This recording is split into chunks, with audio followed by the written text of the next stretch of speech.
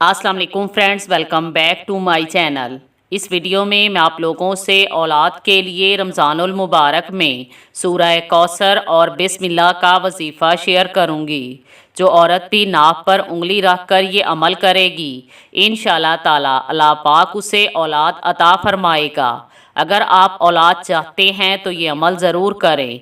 ये मौका साल में सिर्फ़ एक बार आता है, इसलिए इस अमल से फ़ायदा उठाएं। अगर आप ये अमल करेंगी तो अल्लाह पाक के फजलो करम से ऐसी गैबी मदद मिलेगी कि आप देखकर हैरान रह जाएंगे। जो लोग भी बे औलाद हैं, मैं उन लोगों को दावत देती हूँ कि वो ये अमल ज़रूर करें और कुदरत का करिश्मा देखें। अल्लाह पाक जिस बंदे से खुश होता है उसके लिए नेकी करना आसान कर देता है और गुनाह करना मुश्किल बना देता है। इसलिए कोशिश करें कि रमज़ानुल मुबारक का महीना हर वक्त अल्लाह पाक के ज़िक्र में गुज़रे।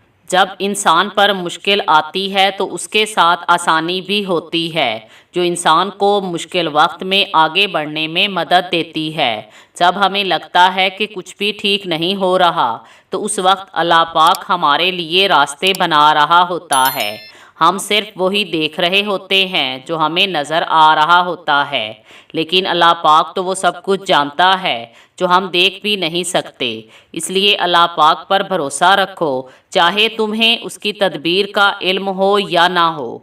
दुआ है कि इस बाबरकत महीने के सदके अल्लाह पाक तमाम बे औलाद लोगों को औलाद अता फरमाए। आमीन। सब लोग कमेंट बॉक्स में आमीन ज़रूर लिखें। तो आइए चलते हैं आज के अमल की तरफ।